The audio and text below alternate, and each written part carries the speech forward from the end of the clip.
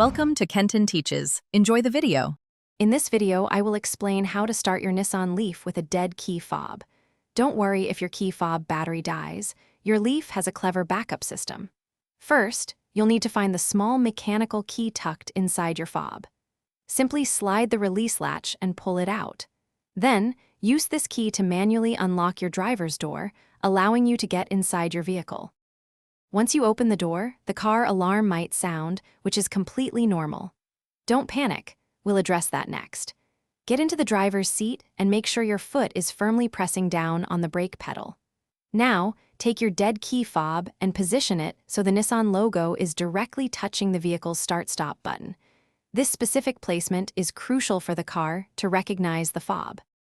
With your foot on the brake and the key fob pressed against the start button, go ahead and push the start-stop button.